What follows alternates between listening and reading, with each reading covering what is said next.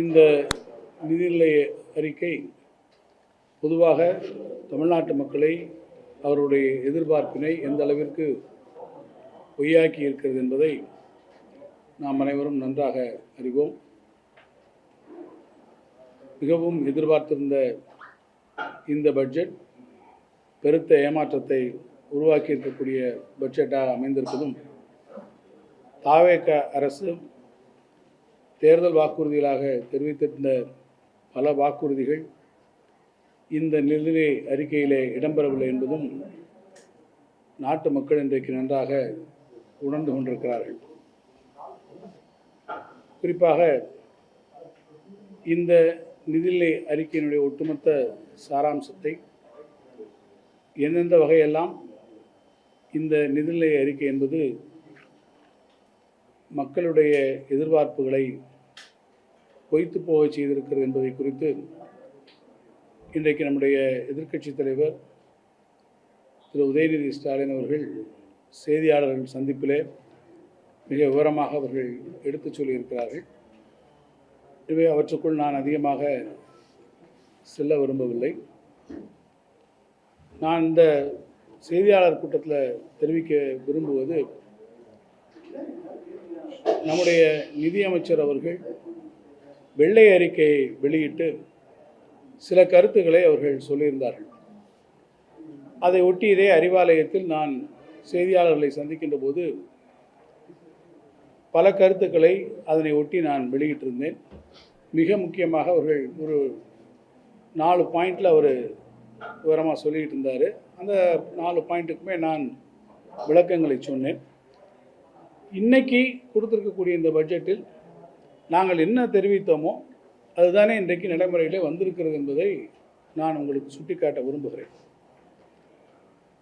தமிழ்நாடு முன் எப்போதும் இல்லாத வகையிலே கடன் வாங்கி இருக்கிறது.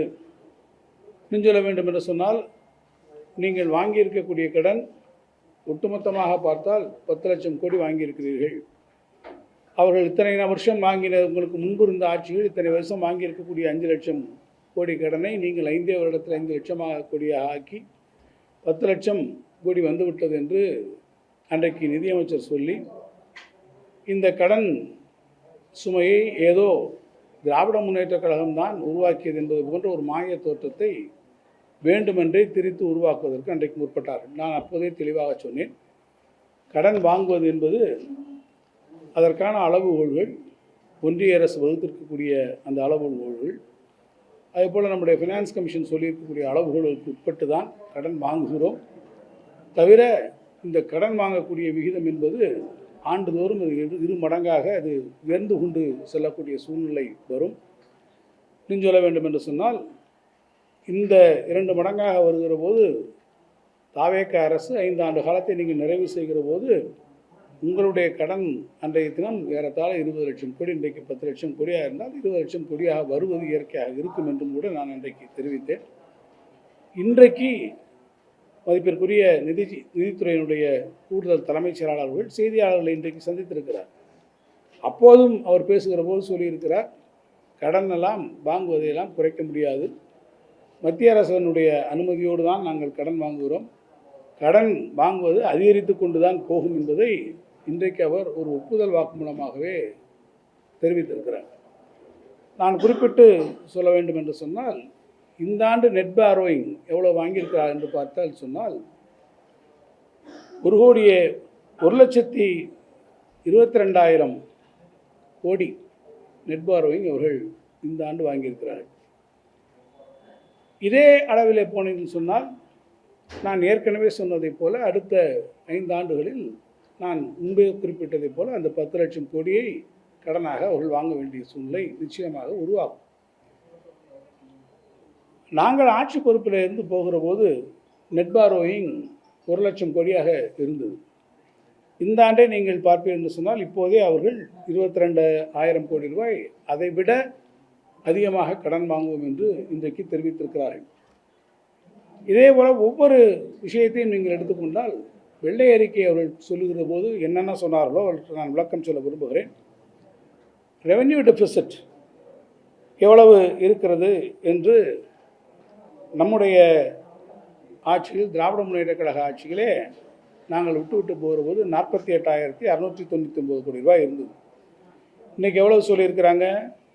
55,775 கோடி ரூபாய் ரெவன்யூ டெபிசிட் சொல்கிறாங்க. ஏறத்தாழ 7,000 கோடி ரூபாய் கூடுதலாக இன்றைக்கு ரெவன்யூ டெபிசிட் வருவாய் பற்றாக்குறையை அவர்கள் சொல்லுகிறார்.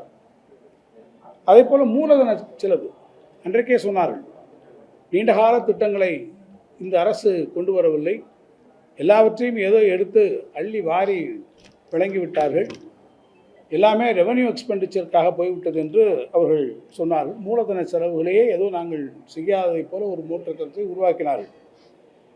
நாங்கள் அப்போ மூலதன செலவுகளுக்காக ஒதுக்கப்பட்டிருந்த தொகை டீம் பட்ஜெட்டில் 59,662. இப்போ இவங்க எவ்வளோ ஒதுக்கியிருக்காங்கன்னு பார்த்தீங்கன்னா 56,985 கோடி ரூபாயை இன்றைக்கு ஒதுக்கியிருக்கிறார்கள். ஏறத்தாழ 3,000 கோடி ரூபாய் மூலதன செலவிலே இன்றைக்கு அவர்கள் ரிவைஸ்ட் எஸ்டிமேட்லே அவற்றை குறைத்து இன்றைக்கு இந்த மூலதன செலவுகளில் நம்முடைய நிதியமைச்சர்கள் காட்டியிருக்கிறார்கள். அதை மூலம் பண்ணி பார்த்தீங்கன்னா திருப்பி இன்னொன்று ஒரு சொன்னாங்க, எஸ்ஓடிஆர், ஸ்டேட்ஸ் ஓன் டேக்ஸ் ரெவன்யூஸ், மாநில அரசினுடைய சொந்த வரி வருவாய்களில் எவ்வளோ வந்திருக்குன்னு பார்த்தீங்கன்னா நம்ம இருக்க போகும்போது 2,29,000, இப்போ எவ்வளோ தெரியுமா காமிக்கிறாங்க? 2,26,000 லட்சம், அதாவது 2,26,000 கோடி. ஆக அதில் மட்டும் பார்த்திங்கன்னா ஏறத்தாழ 3,000 கோடி ரூபாய் அதிலே அவர்கள் குறைவாக காட்டுகிறார்கள். நான் எதற்காக இதை சுட்டிக்காட்ட விரும்புகிறேன் என்று கேட்டால், இந்த மாநிலத்தினுடைய சொந்த வரி வருவாய் என்பது நாங்கள் ஆட்சி பொறுப்பிற்கு வந்தவுடன் எங்களுடைய நிர்வாக திறமையினால், எங்களுடைய ஃபிஸ்கல் மேனேஜ்மெண்ட்டினால் எங்கெங்கேயோ லீக்கேஜஸ்லாம் இருந்ததெல்லாம் என்று சொன்னார்கள். இவற்றையெல்லாம் நாங்கள் அடைத்து நாங்கள் செம்மையான திறமையான நிர்வாகத்தின் மூலமாக எஸ்ஓடிஆரை கூட்டுவோம் என்று சொன்னார்கள். இன்றைக்கு பார்ப்பேன் என்று சொன்னால் அதில் பெருமளவு அவர்கள் இன்றைக்கு இழந்திருக்கிறார்கள் என்பது தெள்ள தெளிவாக இன்றைக்கு தெரிய வந்திருக்கிறது. அது மாதிரி நீங்கள் ரெவன்யூ எக்ஸ்பெண்டிச்சரை பார்த்தீங்கன்னா நாம் இருக்கும்போது 3,93,000 கோடியாக இருந்தது, இப்போது 4,05,000 கோடியாக அது அதிகரித்திருக்கிறது. எனவே இந்த அரசு வெள்ளை அறிக்கையாக வெளியிட்டு என்னென்ன விஷயங்களை எல்லாம் திராவிட முன்னேற்ற கழக அரசுக்கு எதிராக தெரிவித்ததோ அந்த விஷயங்களிலே கூட இந்த அரசு முற்றிலுமாக இப்போது தோல்வியடைந்திருக்கிறது என்பதை இந்த அரசினுடைய முதல் நிதிநிலை அறிக்கை இன்றைக்கு தெள்ள தெளிவாக எடுத்து காட்டியிருக்கிறது. திராவிட முன்னேற்ற கழக ஆட்சியிலே கொண்டு வரப்பட்ட திட்டங்களுக்கெல்லாம் இன்றைக்கு முலாம் பூசப்பட்டு வேறு பேரிலே இந்த திட்டங்கள் இன்றைக்கு கொண்டு வரப்பட்டிருக்கிறதை ஒழிய திட்டங்களுக்கான உரிய நிதிகளை கூட பெருமளவில் விடுவிக்கவில்லை. இன்னும் சொல்ல வேண்டும் என்று சொன்னால், தமிழ் வளர்ச்சித்துறை, இந்த துறைக்கு எவ்வளவு இந்த ஆண்டு நிதி என்று கூட தமிழ்நாட்டினுடைய அரசாங்கம் அறிவிக்கிறதுக்கு இன்றைக்கு தயாரில்லை என்பதை பார்க்கிற போது உள்ளபடியே நான் வேதனைப்படுகிறேன். தொல்லியல் துறை, அந்த துறைக்கு 1 கோடி ரூபாய் கொடுத்துருக்குறாங்க. 1 கோடி ரூபாய் அந்த தொல்லியல் துறையில் அவங்க என்ன பண்ண முடியும்? குழந்தைகளெல்லாம் டூர் கூட்டு போகிறோம் அப்படின்னு சொல்கிறாங்க. கூட்டு போங்க, அதை பற்றி ஒன்றும் இல்லை. பட் கன்சர்வேஷனுக்கு எவ்வளோ கொடுக்குறீங்க? மியூசியம்ஸ் என்னாச்சு? எக்ஸ்கவேஷன்ஸ் என்ன பண்ண போகிறீங்க? அதுக்கான பணம் எங்கே ஒதுக்குறீங்க? இதை பற்றியும் கிடையாது. அதே போல் கொள்ளிடத்தில் பார்த்திங்கன்னா பெரிய பெரிய அணைகளை, தடுப்பணைகளை உருவாக்க போகிறோம், டெல்டா மாவட்டத்தினுடைய சுற்றுச்சூழல் சீரமைப்பை பண்ணுறோம்னு சொல்கிறாங்க. பெரிய அளவில் அதுக்கெல்லாம் முக்கியத்துவம் கொடுக்குறாங்க. கடைசியில் பார்த்தா அதனுடைய சாத்தியக்கூறு என்ன இருக்கும் என்று ஆராய்வதற்கு சொற்ப தொகைகளை நாங்கள் ஒதுக்குறோம், 10 கோடி ஒதுக்குறோம் அப்படின்னு சொல்கிறாங்க. சாத்தியக்கூறுகளை ஆராய்வோம் என்று சொல்லுகிறாங்க. இது போன்ற நிலைமை தான் இருக்கிறது. எனவே அவர்கள் தேர்தல் வாக்குறுதிகளாக கொடுத்துக்கக்கூடிய திட்டங்கள், மகளிர் உரிமை தொகைக்கு 2,000 ரூபா கொடுக்கக்கூடிய திட்டமாக இருந்தாலும் சரி, 6 சிலிண்டர் கொடுக்கக்கூடிய திட்டங்களாக இருந்தாலும் சரி, இவற்றை பற்றி எதுவுமே குறிப்பிடவில்லை. அல்லது நாம் கொடுத்துருக்கக்கூடிய அந்த திட்டங்களுடைய நிலைமைகள் என்ன? கலைஞர் வீடு வழங்கும் திட்டம், அதற்கு வேறு பேர் இன்றைக்கு மாற்றி அறிவிக்கிறார்கள். எனவே திராவிட முன்னேற்ற கழக ஆட்சியிலே சொல்லப்பட்ட திட்டங்களுக்கு மாற்று பெயர்களை மாற்றி அமைப்பது ஒன்றுதான் நடந்திருக்கிறதை தவிர, அவர்கள் குறிப்பிட்டதைப் போல இந்த பட்ஜெட் என்பது ஒட்டுமொத்தமாக தமிழ்நாட்டு மக்களை ஏமாற்றம் அளிக்கக்கூடிய ஒரு பட்ஜெட் அமைந்திருக்கிறது என்பதை தரவுகளின் வாயிலாக நான் உங்களுக்கு எடுத்துச் சொல்ல விரும்புகிறேன். அதேபோல் பள்ளிக்கல்வித்துறைக்கு கொடுக்கப்பட்டிருக்கக்கூடிய நிதி குறைக்கப்பட்டிருக்கிறது என்பதையும் சுட்டிக்காட்டியிருக்கிறார்கள். அவர் சொல்லுகிற போது நிதித்துறையினுடைய செயலாளர் அவர்கள் ஏற்கனவே ஒதுக்கப்பட்ட நிதி முழுமையாக செலவழிக்கப்படவில்லை, நாட் எக்ஸ்பெண்டட் என்ற முறையில் அவர்கள் சொல்லியிருக்கிறார்கள். ஒதுக்கப்படக்கூடிய நிதி இருக்கும், அந்த சூழ்நிலையில் ஏதாவது ஒரு காரணங்கள் வந்திருக்கலாம், அந்த காரணங்கள் வாயிலாக அது தடைபட்டிருக்கலாம். அப்போது ஏறத்தால் நம்ம கடைசி வருஷத்தில் நம்ம கொண்டு வருகிற போது 12 மாதங்களுக்கு பதிலாக 10 மாதங்களுக்குள்ளாகவே அந்த பணத்தை நாம் ஒதுக்கி உடனடியாக இன்ட்ரீம் பட்ஜெட்டுக்கு வர வேண்டிய சூழ்நிலைகள் கூட அப்போது இருந்திருக்கும். டிஆர்பி போன்று இருக்கக்கூடிய ரெக்ரூட்மெண்ட் ஏஜென்சிஸில் டீச்சர்ஸை ரெக்ரூட் பண்ணுகிற போது நிறைய நீதிமன்ற வழக்குகள் அதை தடை செய்திருக்கக்கூடும்.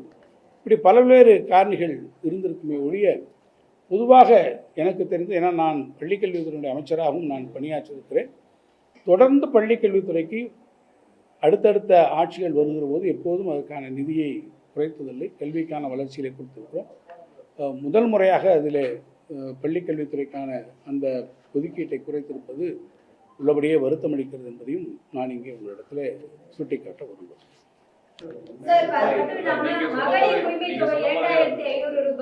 அதே மாதிரி 6 சிலிண்டர், வேலையில்லா பட்டதாரிகளுக்கு 4000 ரூபாய் உதவித்தொகை, இது மாதிரியான விஷயங்களை தான் மக்கள் எதிர்பார்த்தாங்க இந்த பட்ஜெட்ல. ஆனா அதை பத்தின மூச்சையை விட முடியாத ஒரு பட்ஜெட்டா இது இருக்கு அப்படின்னு சொல்லிட்டு பல்வேறு அரசியல் பிரமுகர்கள் இப்ப குற்றச்சாட்டு வச்சுட்டு இருக்காங்க. உங்களுடைய கருத்து என்ன? நீங்க என்ன சொல்ல நினைக்கிறீங்க? அதுதான் எல்லாருக்கும் பெரிய ஏமாற்றம். ஏன்னா இந்த பட்ஜெட்டை பற்றி மிகப்பெரிய அளவில் அவங்க ட்ரம்பட்டிங் பண்ணாங்க. இது மிகப்பெரிய மாற்றத்தை உருவாக்க போகிற பெரிய பட்ஜெட்டாக வரப்போகிறது என்று தெரிவித்தார்கள். ஆனால் எந்த அளவிற்குனா அவங்களுடைய சொல்லியிருக்கக்கூடிய திட்டங்களையே அவர்கள் நிறைவேற்றவில்லை. இன்னும் கூட நான் ஒரு வார்த்தை கூட சொல்ல விரும்புகிறேன். நீங்கள் சொல்லியிருக்கக்கூடிய திட்டங்கள் எல்லாம் இதில் வரும் என்று சாதாரண மக்கள் ரொம்ப ஆசைப்பட்டாங்க. மகளிர் உரிமை தொகை 1000 ரூபாய் நீங்கள் வழங்குகிறீர்கள், அவர் 2500 ரூபா கொடுப்பதாக சொல்லியிருக்கிறார்களே என்று நிறைய பேர் அது வரும் என்ற மிகுந்த ஆவலிலே இந்த ஆட்சிக்கு ஆதரவான மனநிலையை கூட இருந்திருக்கக்கூடும். ஆனால் ஒட்டுமொத்தமாக அனைவருக்குமே ஒரு ஏமாற்றத்தை இந்த பட்ஜெட் இன்றைக்கு அதை பற்றியான ஒரு பேச்சு மூச்சே இல்லை. அதில் பட்ஜெட்டில் எவ்வளவு என்னென்ற பேச்சு மூச்சே இன்றைக்கி அதுக்கான பண ஒதுக்கீட்டை பற்றியான பேச்சு இன்றைக்கி அதுக்கு வராத ஒரு சூழ்நிலையை அவர்கள் ஏற்படுத்தியிருக்கிறார்கள். இன்னும் கூட நான் ஒன்று சொல்லுங்க, நான் பட்ஜெட் அவர் படிக்கும்போது பார்த்தேன், ஒரு இடத்துல சொல்கிறாரு ஆற்றங்கரை நாகரிகங்கள் நம்முடைய இதில் எங்கே வளர்ந்து வருகிறது அப்படின்னு பார்க்குறாரு. நிதியமைச்சர் சொல்லுகிறார் இன்கா நாகரிகத்தை பற்றி சொல்லுகிறார், மெசமடோமியாவை பற்றி சொல்லுகிறார், முகஞ்சதாராவை பற்றி சொல்லுகிறார். ஆனால் உங்களுக்கு பக்கத்தில் இருக்க கீழடியில் வைகை ஆற்றின் நாகரிகம் தழைத்து ஓங்கிய தமிழ் மண்ணிலே வைகை ஆற்று நதியிலே வந்திருக்க கீழடி நாகரிகத்தை பற்றி அங்கே இடம்பெறவில்லை. அதற்கு பக்கத்தில் இருக்கக்கூடிய பொருணை நாகரிகம், அந்த நாகரிகத்தை பற்றி இடம்பெறவில்லை. வைப்பாற்றங்கரை நாகரிகம், நம்முடைய பள்ளிக்கல்வித்துறை அமைச்சர் கூட அண்மையிலே மலையடிப்பட்டி எக்ஸ்கவேஷன் சைட்டுக்கு போய் பார்த்தார், அகழ்வாய்வு பணிகளை எல்லாம் போய் பார்த்துட்டு வந்தார். அது அமைந்திருக்கக்கூடிய வைப்பாற்றங்கரை நாகரிகத்தை பற்றி ஒரு வார்த்தை இல்லை. தமிழ்நாட்டினுடைய நாகரிகத்தை, பண்பாட்டை, கலாச்சாரத்தை கூட முன்னிறுத்த வேண்டும் என்கின்ற ஒரு அடிப்படை உணர்வு இல்லாத ஒரு நிதிநிலை அறிக்கையாக இந்த நிதிநிலை அறிக்கை அமைந்து விட்டது என்பதுதான் வருத்தத்துக்குரிய விஷயமாக இருக்கிறது.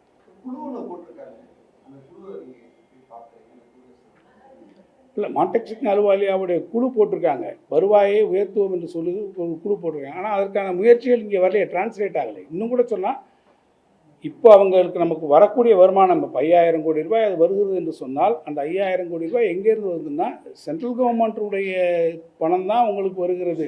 அவங்களுடைய கிராண்ட்ஸ்லேருந்து வர்றது தான் காமிச்சிருக்காங்களே ஒழிய இந்த அரசனுடைய சொந்த முயற்சிகளில் நீங்கள் எங்களுக்கு வரும்னு சொல்லக்கூடிய வாய்ப்பே இல்லையே.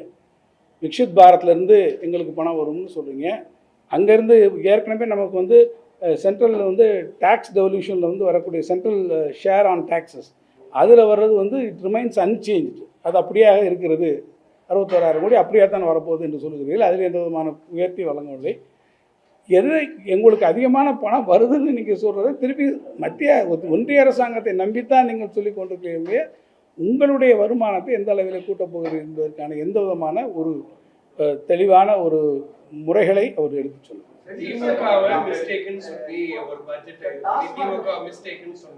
ஆனா இப்போ இவங்க அறிவிக்கிற பட்ஜெட்ல எப்படி நம்ம இன்க்ரீஸ் ஆகாதா? இல்ல இதுல வந்து லேக்கேஜ் ஆகாதா இல்ல இதுல ஏதாவது அதுதான் உங்களுக்கு லீக்கேஜ் ஆகிற எல்லாத்தையும் நாங்கள் அடைச்சிட்டோம் எல்லாம் வந்திருந்தா அது that should have really reflected in your எஸ்ஓடிஆரில் கொடுத்துருக்கணும் இல்லையா? நீங்கள் என்னுடைய எஸ்ஓடிஆர் நான் இதெல்லாம் பண்ணிட்டேன், நான் வந்து லீக்கேஜ் இருந்துச்சு அதை அடைச்சிட்டேன், அல்லது என்னுடைய ஃபிஸ்கல் ப்ரூடன்ஸ் என்னுடைய ஃபிஸ்கல் மேனேஜ்மெண்ட்டில் நான் இவ்வளோ தூரம் இதை உயர்த்திட்டேன், எனக்கு இங்கேருந்து இதனால் இவ்வளோ ரூபா வருமானம் வரப்போகுது, அதனால நான் உயர்த்திறேன்னு சொல்கிறாங்க. எனக்கு 15,000 கோடி வருமானம் வரப்போகுது, அதுக்கு நாங்கள் மான்டெக்ஸுங்க அல்வாலியா மூலமாக நாங்கள் ஒரு குழு போட்டிருக்கோம், இந்தந்த இடத்துல இருந்தாலும் எங்களுக்கு வருதுன்னு நீங்கள் சொல்கிறீங்க இல்லையா? அப்படியானால் உங்களுடைய எஸ்ஓடிஆரில் அது ரெஃப்ளெக்ட் ஆகணுமே. நான் சொல்லியிருக்கக்கூடிய பிகேல எஸ்ஓடிஆரில் ரெஃப்ளெக்ட் ஆகலையே, அதை விட கம்மியாக தானே வருது. அப்படி என்றால் என்ன அர்த்தம்? ஸோ நீங்கள் என்னென்ன காரணங்களை சொன்னீங்களோ அந்த காரணங்கள் உண்மையான காரணங்கள் அல்ல, அது அப்படியே தான் இருக்கிறது. நீங்கள் சொன்ன காரணங்கள் எந்த விதத்திலும் இல்லை. அது உண்மையாக நீங்கள் சொல்வதாக உண்மையிலே அது if it has really been translated in terms of actual and concrete action that should have been reflected in the actual figures. இவங்க அறிவிச்ச உறுதியாக சார், அது அன்னைக்கு இன்னைக்கு அவரே ஒரு கன்ஃபெஷன் ஸ்டேட்மெண்ட்டை கொடுத்துருக்காரு. கடன் என்பது வாங்கத்தான் முடியும், ஒன்றிய அரசாங்கத்திலிருந்து நாங்கள் வாங்கத்தான் முடியும்னு சொல்லி நான் இப்பயும் சொல்கிறேன். கடன் வாங்குவது இந்த இரட்டிப்பாகக்கூடிய இந்த சூழ்நிலை வந்து கொண்டு தான் இருக்கும். திராவிட முன்னேற்ற கழக ஆட்சியிலே மக்கள் நலத்திட்டங்களுக்காக நாங்கள் கடன் பெற்றிருக்கிறோம். அந்த கடன் பெற்றிருக்கக்கூடியதற்கு உரிய இதே காரணங்களை தான் நாங்கள் அப்பயும் சொல்கிறோம். ஒன்றிய அரசாங்கம் என்ன நிர்ணயித்திருக்கிறதோ, ஃபினான்ஸ் கமிஷன் என்ன லிமிட் கொடுத்துருக்கிறதோ அந்த லிமிட்டுக்குள்ளே தான் நாங்கள் இருக்கிறோம். 27% 27% நாங்கள் உள்ளுக்குள்ளான் இருக்கிறோம் என்பதை நாங்கள் அவர்களுக்கு தெளிவுபடுத்தியிருந்தோம். அதுக்கு மேலேயும் தான் எங்கிட்ட சொன்னாங்க. இன்றைக்கி அவங்களே அதை ஒத்துக்கிட்டு தான் சொல்கிறாங்கன்றது அது. அவங்களுக்கு இன்றைக்கி அந்த கடன் வாங்கத்தான் போகிறாங்க, இப்போயே வாங்கியிருக்காங்க. இன்றைக்கி 22,000 கோடி இப்போயே வாங்கியிருக்காங்க. நெட் பாரோவிங் எவ்வளோ வந்திருக்கு? 1,22,000 கோடி. இன்றைக்கு நீங்கள் கடன் வாங்கிட்டோம் எங்களை பார்த்து சொல்கிறீங்களே, இன்றைக்கி நீங்கள் 1,22,000 கோடி கடன் வாங்கியிருக்கிறோம் என்று நீங்களே தானே பட்ஜெட்டில் இன்றைக்கி சொல்கிறீங்க. இனி வரக்கூடிய 5 வருட காலத்தில் நீங்கள் ஆட்சி பொறுப்பு இருந்தால் இந்த கடன் எப்படி ஒரு மல்டிப்ளையர் எஃபெக்ட் இருக்கும்ல? அது இந்த அரசு மீது முதல் பட்ஜெட் மேல எதிர்க்கட்சிகள் குற்றச்சாட்டு தேர்தல் வாக்குறுதிகள் எதுவும் இல்லை, பெரிய அளவிலான திட்டங்கள் தமிழ்நாட்டுக்கு எதுவும் இல்லை அப்படிங்கிறத குற்றச்சாட்டு. தாவேக்காரர் என்ன சொல்றாங்கன்னா, கடந்த ஆட்சிகள்ல திமுக அதுமுறை அதிமுக இருக்கும் தொடர்ச்சியா கடன் வாங்கி வந்ததுனால 10 லட்சத்துக்கும் மேல கடன் வந்திருக்கு. அதையெல்லாம் குறைச்சுதான் நாங்க வந்து அதை செயல்படுத்த முடியும். அண்ணன் எங்களுக்கு 5 ஆண்டுகளுக்கு அவகாசம் இருக்கு, நாங்க அதை படிப்படியா நிதி ஆதாரத்தை பெருக்கி அந்த வாக்குறுதி நிறைவேற்றணும்னு சொல்றோம். இல்லை சார், நான் என்ன சொல்றேன்னா, 10 லட்சம் கோடி நான் கடனை எல்லாம் கட்டிட்டு 10 லட்சம் கோடி நான் கடன் மொத்தமாக கட்டிட்டு அப்புறம் மிச்சம் நாங்கள் இப்போ என்னோடய வருமானத்தை கூட்டி பண்ணுறதுன்றது எவ்வளோ பெரிய வேடிக்கை. அப்படி என்றால் நிதி நிர்வாகத்தினுடைய அடிப்படையே நாம் புரிந்து கொள்ளாமல் ஒரு விஷயத்தை சொல்கிறோம்னு அர்த்தம். நான் என்ன சொல்லிட்டு இருக்கேன், இந்த 10 லட்சம் கடன் நீங்கள் 5 வருடத்தில் முடிக்க போகும்போது 20 லட்சம் கடனாக இருக்கும் என்பது என்னுடைய வாதம். அதுதான் இன்றைக்கி அவங்களுக்கு நடந்துகிட்டு இருக்கு. அவங்களே ஒத்துக்கிட்டு இருக்காங்க. இன்றைக்கி அவர் ஒத்துக்கிட்டு இருக்காங்க. நிதித்துறை செயலாளர், ஏன்னா தாவேக்காரங்க அரசியலுக்காக ஒன்று சொல்லுவாங்க, நிதித்துறை செயலாளர் என்ன சொல்கிறார், அதுதான் நடைமுறை, அதுதான் நடக்கும்.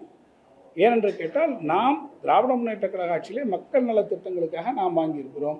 இன்னும் கூட சொல்லப்போனால் அவங்களே ஒரு பத்தியில் சொல்கிறாங்களா இல்லையா? அந்த பட்ஜெட்லேயே அவங்க என்ன சொல்கிறாங்க, இதற்கு முந்தைய இருக்கக்கூடிய அரசாங்கங்கள் சொல்லியிருக்கக்கூடிய திட்டங்கள், இந்த திட்டங்களால் பெற்றிருக்கக்கூடிய நன்மைகளை நாங்கள் தொடர்ச்சியாக நடந்துவோம்னு சொல்லி அவங்களே அதற்கான முழு ஒப்புதலையும் தந்திருக்கிறார்கள்.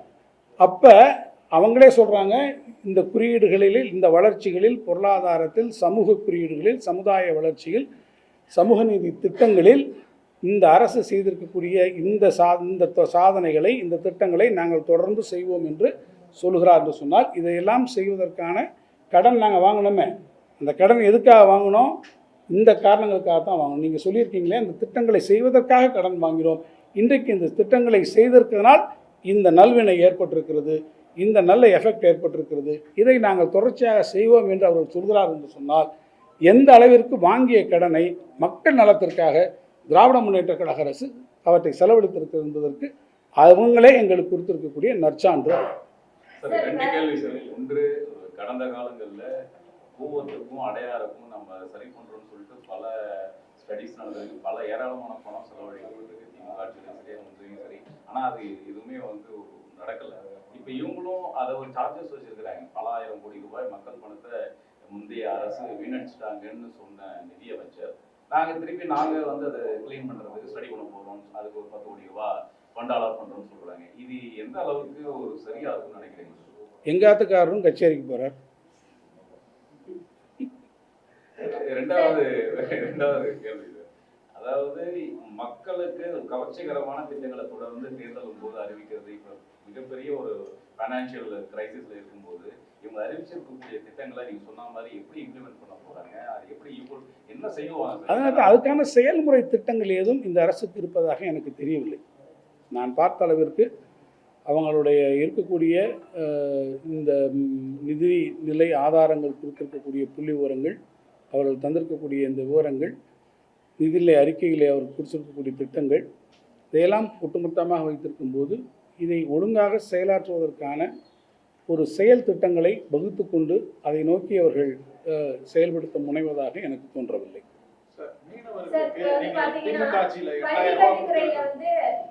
தாவேகாவுடைய பட்ஜெட் தான் பள்ளிக்கல்வித்துறைக்கே ஒரு உண்மையான நிதி பகிர்வை கொடுத்திருக்கு, உயர்வை கொடுத்திருக்கு.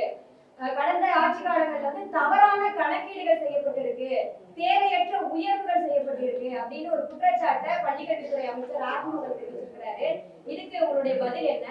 தேவையற்ற உயர்வுகள் எங்கே இருக்குது? நமக்கு வந்து ஒரு ப்ராப்பராக நம்ம என்னென்ன உங்களுக்கு செலவுகள் வர வேண்டுமோ அந்த செலவுகளை நாங்கள் செய்வதற்கு நிதி ஒதுக்கீடுகள் செய்யப்படுகிறது. அந்த நிதி ஒதுக்கீடுகளில் உங்களுக்கு இருக்கக்கூடிய இன்றைக்கு பள்ளிக்கல்வித்துறைக்கு நீங்கள் அதிகமான நிதியை பெற்றுத் தருவதற்கு பள்ளிக்கல்வித்துறை அமைச்சர் அவர்கள் முனைந்து செயல்பட்டு அவர் அந்த நிதியை வாங்கியிருக்கணும். இன்றைக்கு அவர் அந்த நிதியை கூடுதலாக அவருடைய முக்கியமான துறைக்கு பெறுவதிலே அவர் தவறி இருக்கிறார். அதை மறைப்பதற்காக இது கூடுதலாக செய்யப்பட்டிருக்குன்னு சொல்றார். இன்னொன்று சொல்றேங்க, அதான் தேவை இருக்கு. இன்னொன்று கூட சொல்ற, ஒரு இடத்துல சொல்றாங்க ஒரு சூப்பர் சேஃப்டி சூப்பர் சிஎம் அப்படின்னு போட்டு ஒரு இது ஒன்று இன்னைக்கு ஒரு இது அனௌன்ஸ் பண்ணியிருக்காங்க. 10,000 பள்ளிக்கூடத்துக்கு 132 கோடி என்னமோ கொடுத்துருக்குறாங்க. அப்படின்னா ஏறத்தாழ ஒரு பள்ளிக்கூடத்திற்கு 1.5 லட்ச ரூபாய் தான் வரும். 1.5 லட்சத்தில் என்ன நீங்கள் எங்கள் super safety, super infrastructure, super cleanliness என்ன அங்கே நீங்கள் கொண்டு வந்துட முடியும்? 10,000 ஸ்கூலுக்கு எவ்வளோ ஒதுக்கியிருக்கீங்க? ஒரு ஸ்கூலுக்கு 10,000 ஸ்கூலுக்கு நீங்கள் ஒதுக்கி இருக்கக்கூடிய தொகை எவ்வளவு, அந்த தொகை எவ்வளோ மொத்தம் ஒரு ஸ்கூலுக்குன்னு எடுத்து பாருங்கள். 10,000 பள்ளிக்கூடத்தை முதல் கட்டமாக நீங்கள் எடுக்கிறீங்க. அப்போ அந்த 10,000 பள்ளிக்கூடத்தில் இந்த இன்ஃப்ராஸ்ட்ரக்சரை கொண்டு வருவதற்கு நீங்கள் எவ்வளவு செலவழிக்க வேண்டிய தொகை கொடுக்கணுமா இல்லையா? நீங்கள் வகுத்து பார்த்தீங்கன்னா அதில் ஏறத்தாழ ஒரு பள்ளிக்கூடத்துக்கு 1,30,30,000 ரூபா வரும். 1,30,30,000 ரூபா கொண்டு ஒரு பள்ளிக்கு நீங்கள் அதை ஒரு பாராட என்னென்னலாம் செய்வீங்கன்னு நீங்கள் சொல்கிறீங்கன்னா, தூய்மை பண்ணி செய்வீங்கன்றீங்க, அங்கே இருக்கவங்களுக்கு பாதுகாப்பு கொடுப்பேன்றீங்க, அப்புறம் அங்கே இருக்கவங்களுடைய அந்த சுற்றுச்சூழலை மேம்படுத்துவேன்றீங்க, இவ்வளவு வேலையை நாங்கள் பண்ணுவேன்றீங்க. அப்போ அந்த இவ்வளவு செய்கிறதுக்கான ஒரு நிதி வேணும் இல்லையா? 1 லட்ச ரூபாய் நீங்கள் என்ன பண்ணுவீங்க? ஒரு சின்ன கிளாரிஃபிகேஷன் சார், நம்ம லாஸ்ட் கவர்மெண்ட்ல பேராசிரியர் அன்பழகன் கல்வி மேம்பாட்டு திட்டம் அப்படின்னு சொல்லிட்டு வருஷத்துக்கு 1,500 கோடி, 5 வருஷத்துக்கு 7,500 கோடியில அரசு பள்ளிகள் வந்து இன்ஃப்ராஸ்ட்ரக்சர் டெவலப் பண்ணுறதுன்னு அறிவிச்சோம். அதை நம்ம எவ்வளோ பண்ணியிருக்கோம் சார்? அது நிறைய இடத்துல பண்ணியிருக்கோம் சார். நிறைய செலவு அந்த பள்ளி கட்டிடங்கள் முழுமையாக ஒவ்வொரு இடங்களிலும் அந்த பள்ளி கட்டிடங்கள் உருவாக்கப்பட்டு முதலமைச்சர் அவர்களே திறந்து வைத்திருக்கிறார்கள். தேவையான பள்ளி கட்டிடங்கள் வந்து ஒரு இன்ஃப்ராஸ்ட்ரக்சர் ஆகும், வெறும் கிளாஸ் ரூம்ஸ் மட்டும் கிடையாது. அங்கே இருக்கக்கூடிய டாய்லெட் ஃபெசிலிட்டிஸ் இருந்தாலும் சரி, அங்கே இருக்கக்கூடிய ஆய்வகங்கள் போன்றக்கூடிய ஃபெசிலிட்டிஸ் இருந்தாலும் எல்லாமே சேர்த்து தான் அது வந்து இருக்கிறது. ஒரு மேசிவ் ஸ்கீமாக அதை கொண்டு வந்து அந்த ஸ்கூல் அந்த ஸ்கீமை பற்றி எதுவுமே அவங்க சொல்லலையா? நிதிநிலை அறிக்கையில் குறிப்பிடும்போது நிதி பற்றாக்குறை சுமையை திமுக திறமையா கையாண்டு குறைச்சிருக்கோம் அப்படின்னு நீங்க சொல்லுங்க. ஆனா இன்னைக்கு பட்ஜெட்ல நிதியமைச்சர் என்ன சொல்றாருன்னா, நீங்க தவறான எஸ்டிமேட் கொடுத்து நிதி பற்றாக்குறை குறைத்து காட்டுறீங்க, நிதி பற்றாக்குறை 40,000 எஸ்டிமேட் பண்ணது 50,000 இருக்கு அப்படின்னு நாங்க ரீவேல்யூட் பண்றோம்னு சொல்றாரு. அதாங்க கன்வீனியண்ட்டாக அவர் ஒரு திருப்பி சொல்கிறார். ஏன்னா அவர்களுடைய ஃபிகர்ஸை வச்சு தான் உங்களுக்கு நான் எக்ஸ்பிளைன் பண்ணியிருக்கிறேன். எங்கே அவங்க ஃபிஸ்கல் டெபிசிட்டில் எந்த இடத்துல இருக்கிறாங்க அப்படின்றப்பெல்லாம் நான் அவர் பேச இன்றைக்கி ஆளில் உட்காந்து நான் குறித்து கொண்டே வந்து எங்கெங்கெல்லாம் அவங்க சொன்னதில் அவர் விட்டுருக்காரு அப்படின்றத நான் திருப்பி ஒன்றொன்றையும் குறிப்பிட்டே வந்திருக்கேன். நிதி பற்றாக்குறை எவ்வளோ வந்திருக்கு, ரெவன்யூ டெபிசிட்டில் எவ்வளோ வந்திருக்கு, ஒன்றொன்றையுமே நான் எல்லாம் குறித்து கொண்டு உங்கள்கிட்ட ஏற்கனவே அந்த ஃபிகர்ஸ் ஏற்கனவே நான் விளக்கி இருக்கிறேன்.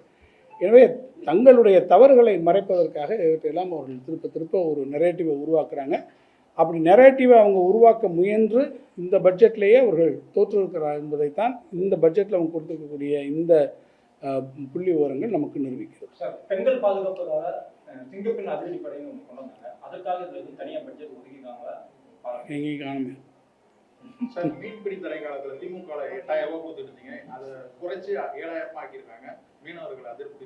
நிச்சயமா சார், நீங்கள் உண்மையான மீனவ நண்பர்கள் அப்படின்னு சொல்கிறாங்க. அதான் சொல்லல, நீங்கள் நான் இந்த பட்ஜெட்டுக்குள்ளே நான் அதுக்குள்ளே என்ன பண்ணேன், நான் நாளைய தினம் நாளை மறுநாள் துவங்கி பட்ஜெட் விவாதம் சட்டமன்றத்தில் இருக்கிறது. சட்டமன்றத்தில் இதே போல் நிறைய விஷயங்களை எங்கெல்லாம் அவர் பண்ணியிருக்கார சொல்ல வேண்டும். திராவிட முன்னேற்றக் கழகத்தினுடைய உறுப்பினர்கள் பேசக்கூடியவர்கள் அவற்றையெல்லாம் விரிவாக சட்டமன்றத்தில் பேசுவதற்கு இருக்கிறார்கள்.